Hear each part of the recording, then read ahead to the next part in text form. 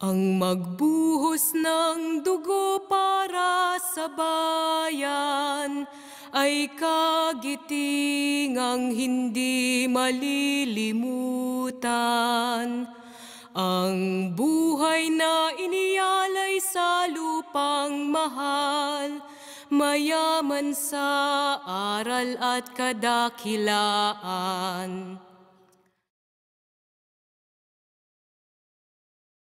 Pagbati sa lahat na pinapabot mula sa katipunan ng samahang magbubukid ng Timog Kataganugan. Panahon pa ni Andres Bonifacio, isinisigaw na ng mga magsasaka ang tunay na reforma sa lupa. Pero nabigo po ang mga kasama nating mga magsasaka.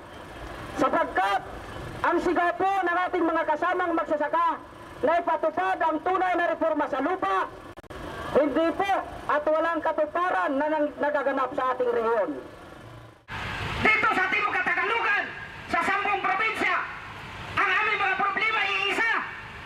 Ang tuloy-tuloy na pangangapkap ng lupa ng malalaking Panginoong may lupa at ginagamit mga instrumento, itong mga litek na mga PNP at mga bildokong militar, katulad nitong si Obito Palparan. Ngayon, ano nagawa? Nitong si Gloria Macapagal Arroyo. Tinutulungan ba kami? Ibinibigay ba sa amin yung lupa na kanyang sinasabi at pinapangako matapos mapatansik itong sa Estrada? Kitang-kita doon natin na yung pagsikil nila doon sa karapatan ng mga mamayan, ayaw nilang masasabi ng mamayan ay nagaganap talaga dito sa buong Southern Tagalog na sa halip ay sa hanay na magsasaka, sa halip ay lupa, ang binibigay ay bala. Ay yung Oriental Mindoro ang pinupuruhan yan, 5 batalyon na ririyan sa pangunguna ng 204 Infantry Battalion sa pamumuno ni Colonel Obito Palparan. Kami ang napapalamon! Kami ang napapadamit sa inyo! Kami ang napapaaral sa inyong mga anak! Pati sa ikatlo ninyong asawa! Kami ang napapakain dahil sa buwis mula sa mamayan dahil ang pinakamalaking bahagi ng pundo ng ating bayan ay dariyan sa military ginagamit. Tapos ngayon, kami ang inyong pagpapatay. Mahiya naman kayo. Kaya, mga kaibigan, isa lang mga pinag-ugatan dito kung bakit marami na umakyat sa kabundukan ay ngayon sumabi na sa bagong hukbong bayan o New People's Army sapagkat kayo mismo ang mga pindugo na nag-oorganisa at nagtutulak o pangambol mamayan ng Pilipinas ay sumabi sa bagong hukbong bayan. Kaya tandaan ninyo, ang hawak ninyong baril ay tandaan ninyo iya hindi inyo. Yan pag-aari ng mga mamayan. Kaya magising naman kayo dahil hindi na kailanman mapabago ang lipunan kung kayo ay nagpakabulan, nagpakabingi at nagpapagamit at nagpapatuta kay Gloria Macapagal Arroyo. Kaya muli po, maraming salamat at magandang hapon. Pabalik kami! Higit na marami!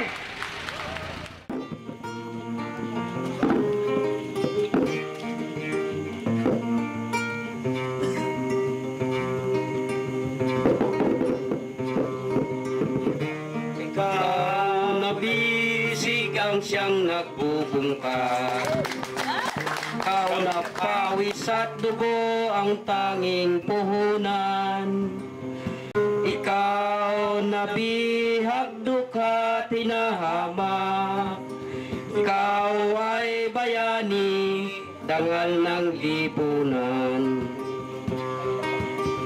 Itong taligala ng pagkalipin mo, unti-unting dinudurog hanggang maging abo.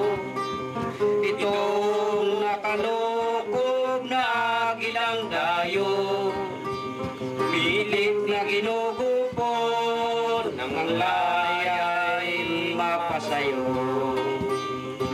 Sa tuwin ay taglay, iba yung pag-asa, buo ang hangarin, wakasan ng pagsasamantala. Sa daluyong ng danglibong nag-aalsa, itatanghal kayong bayani, kayong magsasaka. Sa tuwin ay taglay, iba yung pag-asa, iwasan ang pagsasamantala sa daluyong ng libong nag-aalsa. Itatanghal kayong bayani, kayong magsasaka. Okay po, mabuhay ang bagong sakay. Nung dalahin sa Oriental Mindoro ang 16th Infantry Battalion ng Philippine Army, dito naganap ang mga karumaldumal na pagdukot, pagpatay sa mga kapatid nating civilian sa Oriental Mindoro. Gutom yata ang mga kagawad ng militar na ito dahil ultimong tahinga ng kanilang mga pinapatay ay nawawala. Ultimong mata ay nawawala. Sa Timog Katagalugan po ay nagaganap ang undeclared martial law dahil sa dami ng panagupang puwersa ng Armed Forces of the Philippines na nakadeploy sa Southern Tagalog. Kung noong panahon ng martial law ay umabot lamang sa 9 na batalyon ang nakadeploy sa Timog Katagalugan, sa kasalukuyan po sa panahon ni Gloria Macapagal Arroyo, umabot ito sa 26 na panagupang mga kagawad ng Armed Forces of the Philippines at 9 dito, 9 na batalyon ang nakadeploy sa Oriental Mindoro. Ang headquarters ng Southern Luzon Command ng Armed Forces of the Philippines na ito, nasa loob nito ang ating mga kasama na dinukot sa iba't ibang panig ng Timog Katagalugan. Dito nagaganap ang panunudsyo ng mga militar sa ating mga kasamahan mga nagsasaka. Ang utak ng Oplan Makabayan at Oplan Campaign Plan Balangay at Oplan Habor Taramaraw ay si Angelo Reyes. Noong panahon ni Erap Estrada, si Angelo Reyes ang Chief of Staff ng Armed Forces of the Philippines. Ngayon, noong panahon ni Gloria Macapagal Arroyo, iniluklok pa si General Angelo Reyes bilang Secretary ng Department of National Defense. Hindi nabawasan, kundi lalo pang dumami ang mga paglabag sa karapatang pantao sa Timog Katagalugan. Hindi alam mismo ng mga kagawad ng militar kung ano yung pinirmahan ng GRP at ng NDF, yung Comprehensive Agreement for Respect Human Rights and International Humanitarian Law. Kaya sa bahagi namin bilang mga human rights worker, lalo kaming nababahala sa ganitong mga pahayag nila na mismong yung mga kagawad ng militar ay hindi seryosong ipatupad ang Comprehensive Agreement for Respect Human Rights and International Humanitarian Law. Kung may mga sumbong sa amin na mga paglabag sa karapatang pantao na kayo ang may gawa, natural na kayo ay aming kakasuhan. Kasi kami bilang isang mga volunteers ng human rights, ang aming concern, civilian. Civilian at saka yung, lalo na ngayon, merong Comprehensive Agreement for Respect Human Rights and International Humanitarian Law, na ang International Humanitarian Law ay nag-a-apply sa mga combatant, military at NPA. Concerned din ho namin yung mga armadong pwersa. Pero ang problema kasi, hindi naman kami kinikilala bilang isang independent group na nagtataguyod ng karapatang pantao. Pag hindi kayo sumunod sa akin, Mamamayan kami. ang mamamayan is government. Is that correct? Okay. Pag hindi kayo sumunod sa gobyerno, nasa kabila kayo. So yung utos ko, bumalik kayo. Pag hindi kayo sumunod sa gobyerno, sa kabila kayo. Anong Pero gusto paano niyo? naman ho Sa yun? inyo, ikaw, tinanong kita, di ba? Kilala kita eh. Nagtanong ako saan yung NPA. Sinabi mo dumaan dyan, di ba? Inano ba kita? Wala, di ba? Tinanong niyo kung may nagdadaan ka. Pag gabi may tinatawa ng ato. Huwag niyo naman ganun eh. Kasi mga takot po sila. Oo nga, pero kilala niya ako. Kinakausap kami sa ilog. Alam ko na kilala nyo, pero siguro kung nakikiusap kami sa inyo, kung inyong kakausapin sila yung tingin ninyo yung panatag sila. Oo, panatag ka, di ba? Nanginginig ko. Panatag ka, di ba? Di ba nagsabi ka ng totoo sa akin? Within media, akusahan nyo kami na NPA kami. Hindi NPA. Pag may hawak kayong baril, NPA kayo. Paano Pag wala nyo kayong baril, legal kayo. Paano nyo masasabing NPA kami? Wala kayong baril, pero kasama nyo sila. Ano bang NPA na walang baril? Muntik na kayo. Nandito kami. Mamasingganin. Kaya lang, may mamasinggan sana kami sa inyo. Bakit kami mamasinggan? Kasi ang akala namin, kalaban kayo. Kanina nga sinabi nila openly na tayo ay mga NPA na walang baril. Pero kaya nating patunayan na tayo ay mga human rights worker at ang concern natin ay ang mga kapatid nating nangangailangan ng tulong. Pinatunayan natin na kaya nating pumunta dito, kaya naming pumunta na wala kaming agam-agam dahil wala kaming dapat ipag-alala. Kung meron man silang labanan dyan, kung meron man silang pakay dyan, wala tayong pakialam. Ang concern namin dito ay matulungan yung mga humihingi ng tulong mga katulungan. Sabi nga namin sa nanay mo, kung papayag kayo na magsampa tayo ng kaso, tutulong kami. Usapin ng abogado, kung ano-ano pang mga rekurso. Ang gagawin nyo lang, yung magsasalita kayo sa media, magsasalita kayo sa korte na kayo mismo bilang mga anak at kamag-anak ng pinatay ay nagsasampa ng reklamo dahil tukoy nyo naman kung sino yung talagang bumaril sa tatay niyo. Kayo ay mga pinaghihinaan. Itong tatlo ay iginiyan na. Oo, ito yung lang po. Ikaw ay pinaghihinala ang special. Kasi naimbestiga naman na sila, ibig kailangan pa nilang sumama. Diba? Ano pa ang kailangan nila? Naimbestiga na, nalitratuhan na. Bawal nga yun, yung pipicturan ka. Ang dami mo na yung picture doon. Siguro mga 6 na siya. Kaya nga ho nandito kami, di para kayo bigyan ng kaalaman. Kaya nga tinuturuan namin na kayo na huwag kayong sasama kung kayo isasamang sa pilitan. Kasaad po sa kalipunan ng mga karapatan. Ang karapatan sa malayang paniniwala. At ang binabanggit po ng mga militar na tayo mismo na mga nagtataguyod ng karapatang pantao, nagtataguyod ng ating mga kamatayang karapatan, ay kasabwat o sumusuporta sa mga NPA. So, siguro po kung iisipin natin mabuti, sino ba itong mga NPA na ito? Bakit ba sa tuwing maglulunsad tayo o magkakaroon tayo ng pagkakaisa, ay lagi tayong ikinakabit sa mga kagawad ng New People's Army? Kami po sa bahagi namin sa karapatan, aming iniisip na mabuti, bakit kami na naglilingkod sa ating mga kababayan na mahihirap ay lagi ikinakabit sa NPA. Siguro ang mga NPA ay tumutulong sa mahihirap. Sa burol ng lukha,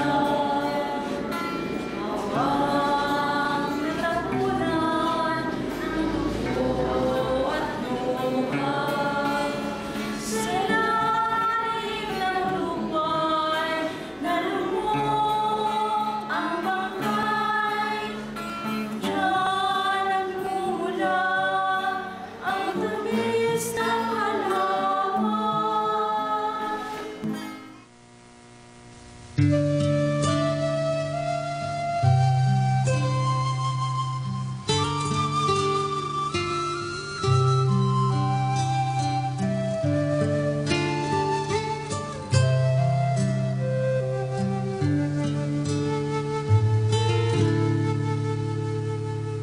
Walang bulaklak sa burol ng dukha, pawang natabunan ng biro at luha. Sa ilalim ng lupay, ilugmok ang bangkay. Diyan magugat ang tamis ng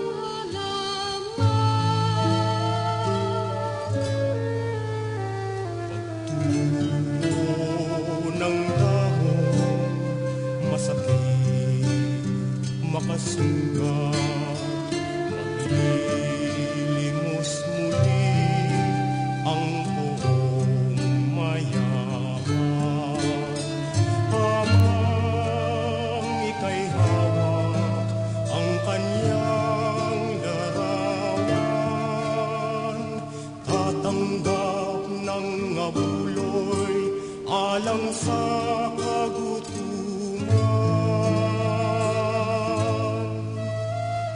Ulutin mo ang pundong, may dahil ka ng dugo. Ipahid ang basantela sa sumagong niyang puso.